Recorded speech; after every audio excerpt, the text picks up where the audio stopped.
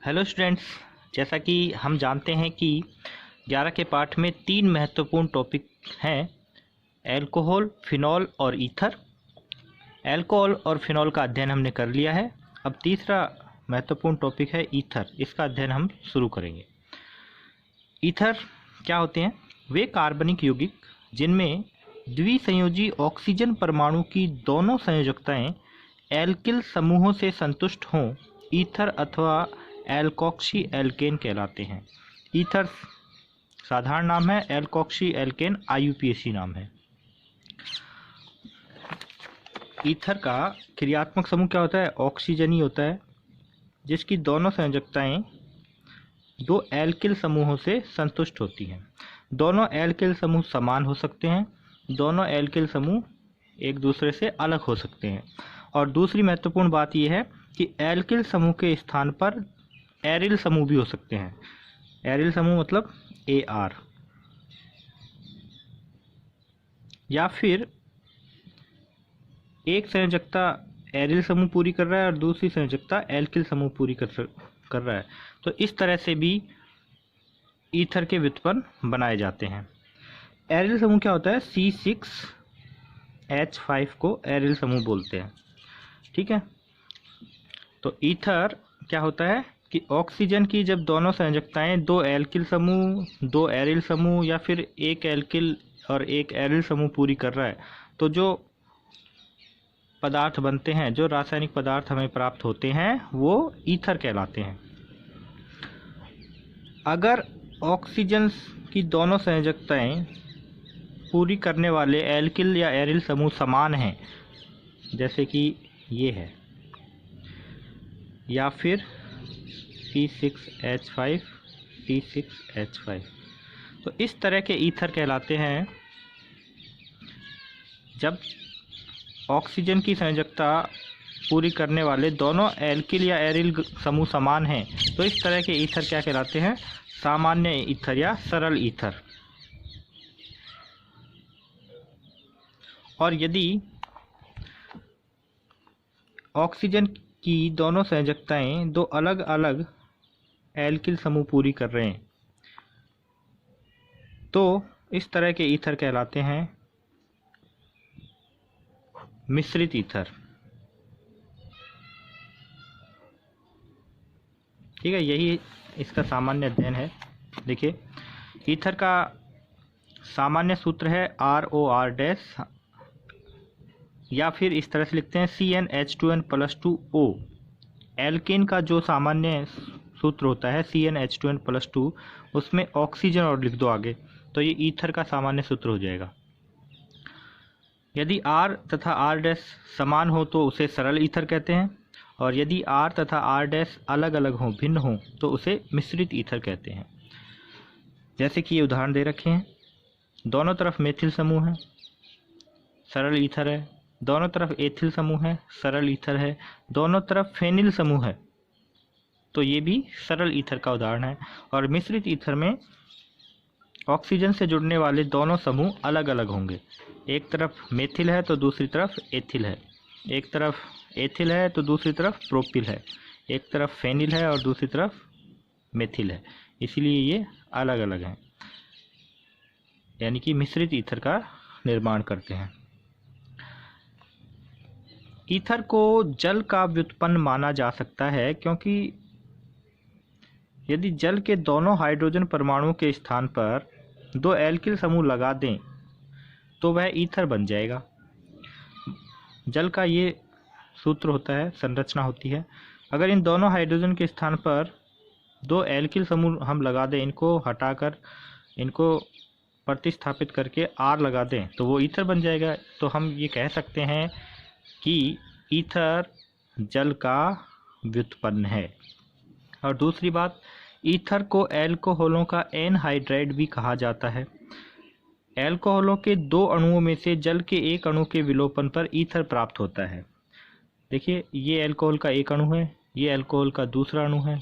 यहाँ से OH निकाला, इस एल्कोहल से H निकाला, तो किसका निर्माण हो गया? ईथर का। तो इसे एल्कोहलों का एनहाइड्राइड क्यों कहा गया है? देखो, एनहाइड्राइड क्या होता है ना, CH3 COOCH3, ये एक एनहाइड्राइड है। ठीक है, इसका निर्माण कैसे होगा? यह है एसिटिक एनहाइड्राइड। तो हम क्या करते हैं, एसिटिक अम्ल के 2 अणु लेते हैं और इन दोनों अणुओं की आपस में अभिक्रिया करवाते हैं और एक जल का अणु बाहर निकाल देते हैं। यहाँ से OH निकालते हैं और इसका H निकालते हैं। तो देखो, इस कार्बन की संयोजकता खाली हुई, यहाँ से OH निकला और यहाँ से H निकला, तो इस ऑक्सीजन की संयोजकता खाली हुई है।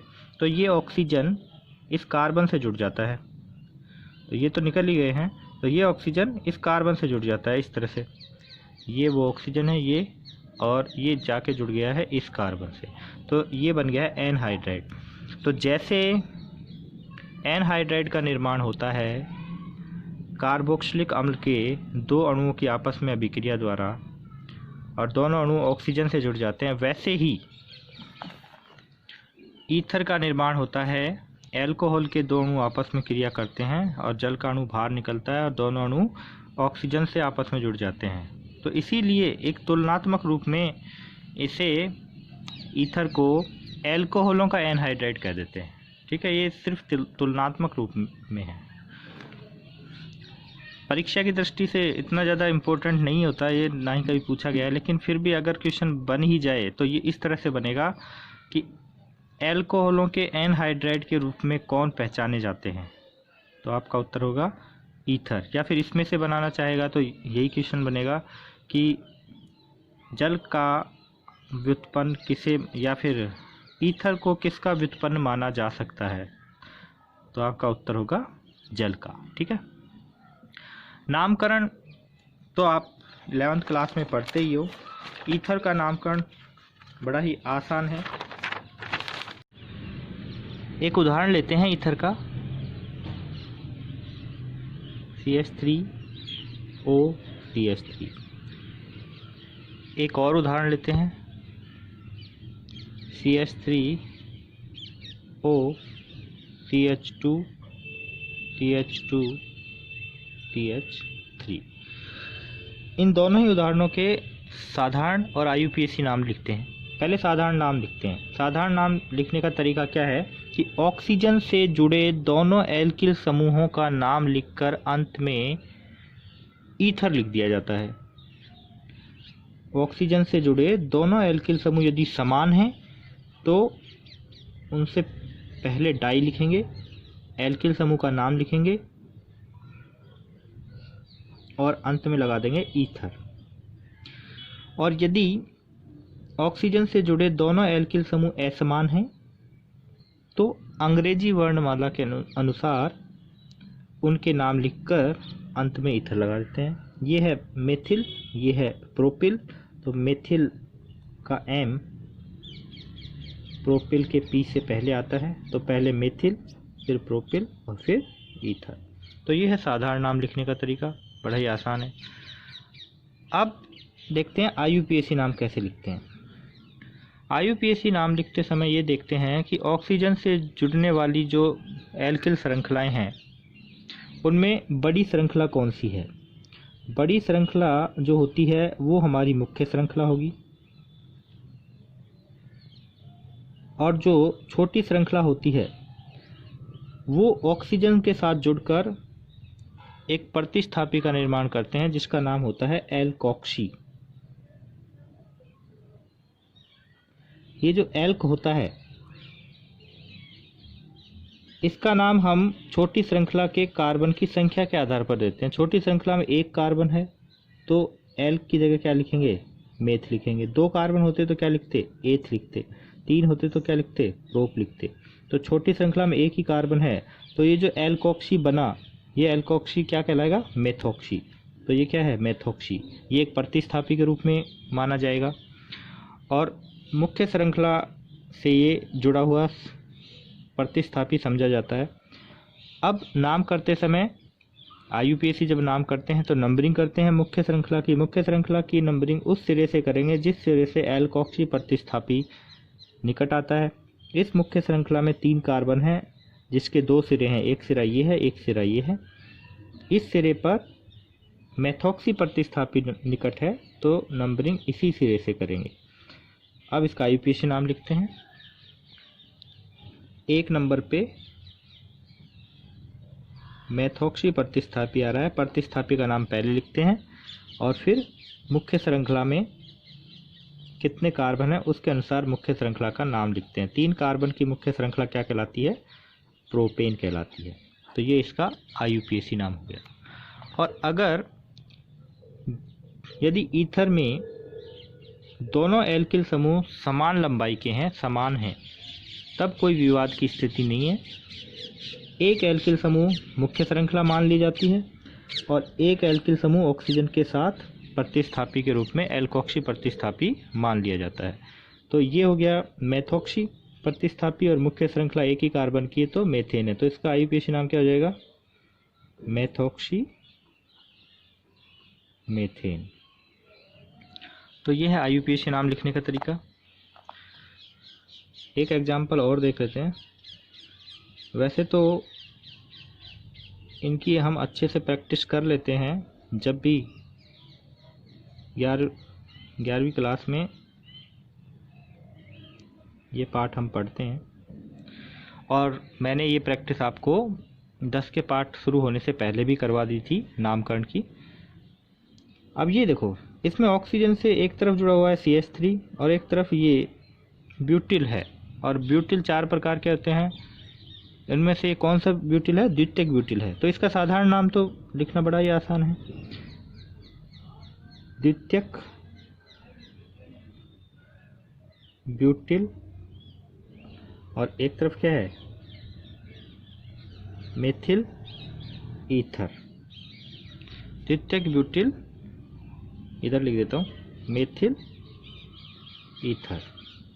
ठीक है, द्वितीयक ब्यूटिल मेथिल ईथर, ये इसका साधारण नाम है। या फिर इसको ऐसे लिख दो, मेथिल द्वितीयक ब्यूटिल ईथर, तो भी कोई गलत नहीं होता। साधारण नाम में आगे पीछे कैसे भी कर सकते हैं क्रम को। IUPAC नाम लिखते समय हम देखेंगे कि ये लंबी कार्बन श्रृंखला है, यानी कि ये ऑक्सीजन से जुड़े 2 एल्किल समूहों में से ये एल्किल समूह बड़ा एल्किल समूह है, तो इसलिए ये मुख्य श्रृंखला मान ली जाती है। और ये छोटा एल्किल समूह ऑक्सीजन के साथ जुड़कर प्रतिस्थापी का निर्माण करता है। पहले इस प्रतिस्थापी का नाम कर लेते हैं। एल्कोक्सी प्रतिस्थापी बनाता है, एक कार्बन है तो कौन सा एल्कोक्सी है? मेथॉक्सी है, इसका नाम कर लिया। ठीक है, अब मुख्य श्रृंखला पर आते हैं। मुख्य श्रृंखला में 2 सिरे हैं, एक सिरा ये है और दूसरा सिरा ये है। नंबरिंग करते समय ये ध्यान रखेंगे कि जो ये हमने प्रतिस्थापी माना है मेथॉक्सी, ये कौन से सिरे से निकट आता है। इस सिरे से ये तीसरे कार्बन पे आता है और इस सिरे से दूसरे कार्बन पे आता है, तो नंबरिंग इसी सिरे से होगी। और जब मुख्य श्रृंखला की नंबरिंग कर दी जाती है उसके बाद सीधा नाम लिखा जाता है। नाम लिखते समय पहले प्रतिस्थापी का नाम, 2 नंबर पे कौन है? मेथॉक्सी, और फिर मुख्य श्रृंखला का नाम। 4 कार्बन की मुख्य श्रृंखला है ब्यूटेन। तो ये इसका IUPAC नाम हो गया। तो ये थे ईथर के साधारण और IUPAC नाम। अब है ईथर के निर्माण की या विरचन की विधियाँ। ईथर के निर्माण की 4 विधियाँ हैं, जिनमें से सबसे पहली विधि है प्रयोगशाला विधि। प्रयोगशाला विधि का दूसरा नाम है विलियमसन्स सतत ईथरीकरण। इस विधि में एथेनॉल को आधिक्य में लेकर सांद्र सल्फ्यूरिक अम्ल के साथ 413 केल्विन पर अभिक्रिया करवाई जाती है। ये अभिक्रिया हमने पहले भी देखी थी एल्कोहलों के रासायनिक गुणों में। वहाँ हम इस अभिक्रिया को डायरेक्ट देखते हैं। उसमें हम क्या कहते हैं कि एल्कोहल के 2 अणु लेते हैं, सांद्र H2SO4 की उपस्थिति में एल्कोहल के 2 अणु 413 केल्विन ताप पर आपस में अभिक्रिया करके किसका निर्माण कर लेते हैं? ईथर का निर्माण कर लेते हैं। याद कीजिए, तापमान का यहाँ सबसे महत्वपूर्ण रोल होता है। तापमान, यही अभिक्रिया यदि 443 या 433 से 443 केल्विन तापमान के बीच में करवाई जाती है तो फिर ईथर के स्थान पर क्या बनती है, एल्कीन बनती है। तो ये ध्यान रखना कि जब ये अभिक्रिया एल्कोहल सांद्र H2SO4 के मिश्रण को 413 केल्विन ताप तक गर्म करते हैं, तब किसका निर्माण होता है, ईथर का निर्माण होता है। इस अभिक्रिया को बोलते हैं विलियमसन्स सतत ईथरीकरण। यहाँ इस अभिक्रिया को हम विस्तार से पढ़ रहे हैं, इसीलिए हम इस अभिक्रिया में देखते हैं कि ये अभिक्रिया दो पदों में होती है। पहले पद में क्या होता है, एथेनॉल का एक अणु H2SO4 के साथ अभिक्रिया करता है, तापमान कम ही रखा जाता है, 373 केल्विन के करीब रखा जाता है। सल्फ्यूरिक अम्ल से H निकलता है, एथेनॉल से OH निकलता है, जल का अणु बाहर निकलता है और एक मध्यवर्ती उत्पाद का निर्माण होता है जिसे बोलते हैं, देखो यहाँ क्या बचा, HSO4 बचा। वो HSO4 सीधा जाके C2H5 से जुड़ जाता है, C2H5 के साथ ये सीधा HSO4 जुड़ गया है। किसका निर्माण होता है, एक मध्यवर्ती उत्पाद का निर्माण होता है, एथिल हाइड्रोजन सल्फेट। ये एथिल हाइड्रोजन सल्फेट तुरंत ही एथेनॉल के दूसरे अणु के साथ अभिक्रिया करता है। अभिक्रिया का तापमान जब 413 केल्विन हो जाता है तो ये बनने वाला मध्यवर्ती उत्पाद एथिल हाइड्रोजन सल्फेट एथेनॉल के दूसरे अणु के साथ अभिक्रिया करता है। यहाँ से HSO4 निकलता है, एथेनॉल के अणु से H निकलता है और बाकी आपस में जुड़ जाते हैं। ये C2H5O इस C2H5 के साथ जुड़ जाता है और क्या बनाता है, एथॉक्सी एथेन का निर्माण करता है, यानी कि ईथर का निर्माण करता है। ये HSO4 इसके H के साथ जुड़कर H2SO4 बना लेता है। ये उत्प्रेरक है, उत्प्रेरक अभिक्रिया में भाग लेकर वापस निकल जाते हैं। तो दो पदों में ये अभिक्रिया होती है। या नोट्स में मैंने इसको परीक्षा की दृष्टि से जो महत्वपूर्ण पार्ट था वही इसमें मैंने शामिल किया है नोट्स में। और अगर इसकी गहराई से इसका अध्ययन करें, प्रयोगशाला विधि है, तो प्रयोगशाला में किस तरह से उपकरण की व्यवस्था होती है वो मैं आपको एक बार समझा देता हूँ। फिर आप इसको उपकरण को किताब में से देख सकते हो। परीक्षा में ये उपकरण का चित्र आ सकता है कि विलियमसन सतत ईथरीकरण अभिक्रिया के लिए प्रयुक्त उपकरण का चित्र बनाइए, क्योंकि पिछली बार ये चित्र इस तरह का क्वेश्चन बना था। बहुत कम संभावना होती है लेकिन पूछा गया है, इसलिए ये चित्र समझा देता हूँ आपको। प्रयोगशाला में किस तरह से हम उपकरण को सेट करते हैं। एक डिस्टिलेशन फ्लास्क होता है जिसको सेट करते हैं सैंड बाथ। सैंड बाथ क्या होता है, मिट्टी का एक पात्र होता है, मिट्टी भरा हुआ एक पात्र होता है जिसमें मिट्टी भरी होती है, उसमें हम डिस्टिलेशन फ्लास्क को सेट करते हैं। उस फ्लास्क में एक थर्मामीटर डालते हैं, क्योंकि तापमान का बड़ा प्रभाव होता है, इसलिए तापमान नोट करते रहना बहुत ज़रूरी है। उसमें एक ड्रॉपिंग फनल रखते हैं, इस ड्रॉपिंग फनल से अल्कोहल डाला जाता है, बूंद बूंद करके अल्कोहल इसमें मिलता रहता है। फिर इस डिस्टिलेशन फ्लास्क को हम जोड़ देते हैं संघनित्र से, कंडेंसर से, और ये कंडेंसर संघनित्र किससे जुड़ा होता है, दूसरी तरफ रखे हुए पात्र से, जिसे रिसीविंग कैप्ट बोलते हैं। और ये जो पात्र है, ग्राही पात्र जो होता है, ये किस में रखा रहता है, एक ऐसे पात्र में रखा रहता है जिसमें पानी और बर्फ़ का मिश्रण होता है। ठीक है, ये तो व्यवस्था हुई उपकरण की। क्या होता है, ये जो डिस्टिलेशन फ्लास्क है इसमें एथेनॉल और सांद्र H2SO4 का मिश्रण लिया जाता है, और इस मिश्रण का अनुपात क्या होता है, 2:1 होता है। क्योंकि अल्कोहल के आधिक्य में ये अभिक्रिया होती है, तो 2 आयतन अल्कोहल होगा और 1 आयतन H2SO4 का मिश्रण हम लेते हैं और इसको गर्म किया जाता है। सैंड बाथ का प्रयोग इसलिए करते हैं क्योंकि इस सैंड बाथ से टेम्परेचर को कंट्रोल में करना थोड़ा आसान होता है, वरना तो बहुत ज़्यादा टेम्परेचर एक साथ बढ़ सकता है, लेकिन इससे टेम्परेचर कंट्रोल में रहता है। जब इसको गर्म किया और तापमान 413 केल्विन के करीब पहुंचा, क्योंकि थर्मामीटर लगा रखा है तो उससे हमें तापमान को रिकॉर्ड करने में आसानी होगी। जैसे ही टेम्परेचर 413 केल्विन के पास पहुंचा, यहाँ अभिक्रिया शुरू हो गई और ईथर का निर्माण हुआ। ईथर की वाष्प यहाँ से जाएगी, इस संघनित्र में से होकर गुजरेगी। संघनित्र में क्या होता है, यहाँ से पानी प्रवेश करता है और यहाँ से बाहर निकलता है। तो वो जो वाष्प है यहाँ संघनित्र में से होगी तो थोड़ी ठंडी हो जाएगी। ठंडी होने से थोड़ी और संघनित्र का काम है संघनन करना, वाष्प का संघनन हो जाता है। और जैसे ही इस ग्राही में पहुँचती है, यहाँ इस ग्राही में ये द्रव अवस्था में बदल जाती है। कौन? ईथर की वाष्प। यहाँ ईथर हमें प्राप्त हो जाता है। द्रव अवस्था में कैसे बदल जाती है? क्योंकि ये जो ग्राही है ठंडे पानी से भरा हुआ है जिसमें बर्फ़ के टुकड़े भी हैं, जिससे वाष्प है वो पूरी तरह से द्रव में बदल जाती है, ईथर हमें प्राप्त हो जाता है। तो ये है उपकरण, इसका चित्र पूछा जा सकता है, विधि नहीं पूछते एग्जाम में। ठीक है। यहाँ जो ईथर बना, एक और आपको बात बता देता हूँ कि यहाँ जो ईथर बनता है, इस ईथर में कुछ अशुद्धियाँ होती हैं। ये जो ईथर ग्राही में हमें प्राप्त हुआ, इसमें सल्फर डाइऑक्साइड की अशुद्धि होगी, इसमें एथेनॉल की भी अशुद्धि होगी और इसमें जल की भी अशुद्धि होगी। कारण है, सल्फर डाइऑक्साइड कहाँ से आता है? जो H2SO4 होता है, ये जब एथेनॉल का ऑक्सीकरण करता है ईथर में, तो ये खुद अपचयित हो जाता है SO2 में। तो उस SO2 की वाष्प भी रहेगी इस ईथर में।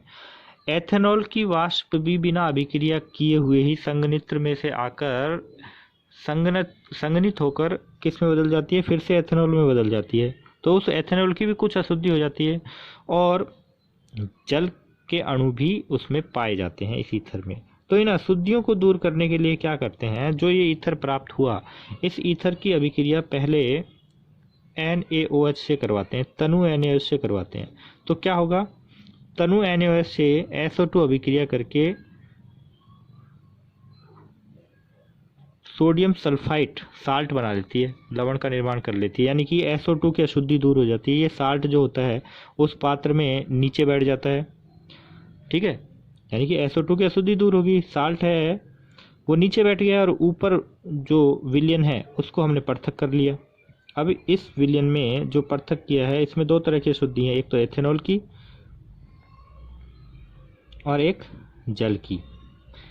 ये अशुद्धि जो है, इनको दूर करने के लिए इसमें क्या डाला जाता है? CaCl2, calcium chloride. Calcium chloride अधिशोषक का काम करता है और इसमें इस एथेनॉल और जल, इन दोनों को अधिशोषित कर लेता है और ये दोनों ही अशुद्धियाँ इससे दूर हो जाती हैं और हमें जो प्राप्त होता है वो क्या प्राप्त होता है? शुद्ध ईथर प्राप्त होता है। ठीक है। आपको ये शुद्धिकरण की विधि देखनी है तो बुक से आप देख सकते हो। यहाँ मैंने इसमें नोट्स में ऐड नहीं करी, मैंने समझा दिया है कि ग्राही में जो ईथर प्राप्त हुआ उसमें 3 तरह की अशुद्धियाँ हैं और इनको दूर करने के लिए ग्राही में प्राप्त ईथर की अभिक्रिया सोडियम हाइड्रोक्साइड से करवाते हैं तो SO2 की अशुद्धि दूर हो जाती है, और फिर कैल्शियम क्लोराइड से करवाते हैं तो एथेनॉल और जल की अशुद्धि दूर हो जाती है। इतना ही ध्यान में रखना है, एक बार पढ़ते ही ये चीज़ें ध्यान में रह जाती हैं। और महत्वपूर्ण क्या है इसमें, वो इसमें मैंने प्रश्न बनाकर आपको दे रखा है। महत्वपूर्ण ये है, ईथर निर्माण की प्रयोगशाला विधि में H2SO4 को बार बार क्यों बदलना पड़ता है? देखिए, ये अभिक्रिया गौर से देखने पर पता चल रहा है कि H2SO4 अभिक्रिया में भाग लिया और बन भी रहा है, तो H2SO4 की तो कमी हो ही नहीं रही है, तो उस H2SO4 को बार बार क्यों बदलना पड़ रहा है? इसके 2 कारण हैं। पहला कारण तो मैंने अभी बताया कि H2SO4 एथेनॉल के साथ अभिक्रिया करता है तो वो खुद अपचयित हो जाता है SO2 में, यानी कि कुछ H2SO4 के अणु टूट जाते हैं, नष्ट हो जाते हैं, तो H2SO4 नष्ट भी होता है। और दूसरी बात है कि देखिए अभिक्रिया में क्या बन रहा है? पानी बन रहा है। हमें कैसा सल्फ्यूरिक अम्ल चाहिए? सांद्र सल्फ्यूरिक अम्ल चाहिए, और अभिक्रिया में पानी भी बन रहा है, तो ये पानी इस सांद्र सल्फ्यूरिक अम्ल को कैसा कर देगा? तनु कर देता है। इसीलिए हमें उस H2SO4 को बदलना पड़ता है उपकरण में बार बार। इसके दोनों कारण देखते हैं। एथेनॉल से जब ईथर बनता है तो जल निकलता है। यह जल सांद्र सल्फ्यूरिक अम्ल को तनु कर देता है। और दूसरा कारण क्या है, सांद्र H2SO4 का कुछ भाग एल्कोहल के ऑक्सीकरण में काम आता है और H2SO4 स्वयं SO2 में अपचयित हो जाता है। अतः संपूर्ण परिक्रम के दौरान H2SO4 को बदलना पड़ता है। ये इंपॉर्टेंट क्वेश्चन है, ये इसी तरह से पूछा जाएगा। रिएक्शन आती है, प्रयोगशाला के विलियमसन सतत ईथरीकरण को समझाइए, या फिर दूसरा क्वेश्चन ये बनेगा, या फिर तीसरा क्वेश्चन क्या बन सकता है, लेबोरेटरी मेथड या प्रयोगशाला विधि में जो उपकरण है उसका नामांकित चित्र बनाइए। ये चित्र आप बुक से देख लेना। ईथर निर्माण की प्रयोगशाला विधि देख ली है। ईथर निर्माण की दूसरी विधि है एथेनॉल की एल्यूमिना से क्रिया द्वारा। एल्यूमिना क्या होती है, Al2O3। इसकी उपस्थिति में एथेनॉल के दो अणु आपस में अभिक्रिया करते हैं 523 केल्विन तापमान पे, तो ईथर का निर्माण होता है। ऐसी अभिक्रिया है। यहाँ H2SO4 की जगह हमने क्या ले लिया है, एल्यूमिना ले लिया है। अभिक्रिया वैसी ही है, सेम ही है, बस उत्प्रेरक है वो बदल गया है और तापमान है वो भी चेंज हो गया है। बाकी अभिक्रिया वैसी ही है, दो अणु आपस में अभिक्रिया कर रहे हैं, जल का अणु बाहर निकल रहा है और ईथर बन रहा है। अब देखो तापमान की एक कंडीशन यहाँ भी है, अगर तापमान 523 से ऊपर गया और वो बढ़ते हुए 653 केल्विन तक चला गया, तो फिर यहाँ पर ईथर की जगह कौन बनेगी, एल्कीन बनेगी। यानी कि एल्कोहल का जो अणु है उसमें विलोपन अभिक्रिया शुरू हो जाती है तापमान बढ़ते ही। ऐसा ही H2SO4 के साथ भी होता है। जब उत्प्रेरक के रूप में लेते हैं, तापमान ज़्यादा चला जाता है, 433 से 443 तक चला जाता है, तो वहाँ विलोपन अभिक्रिया होती है। और ऐसा ही इसमें हो रहा है, ठीक है ना। ये दोनों अभिक्रिया एक जैसी हैं, ध्यान रखना है। उत्पाद सेम ही बनते हैं, तापमान की कंडीशन याद रखनी है, इसीलिए ये महत्वपूर्ण अभिक्रियाएं। ईथर निर्माण की तीसरी विधि है एथिल आयोडाइड की अभिक्रिया सिल्वर ऑक्साइड के साथ करवाते हैं, तो ईथर का निर्माण होता है। एथिल आयोडाइड के दो अणु सिल्वर ऑक्साइड के एक अणु के साथ अभिक्रिया करते हैं, तो ईथर का निर्माण होता है। यह है सिल्वर ऑक्साइड। समझने के लिए हम देखते हैं कि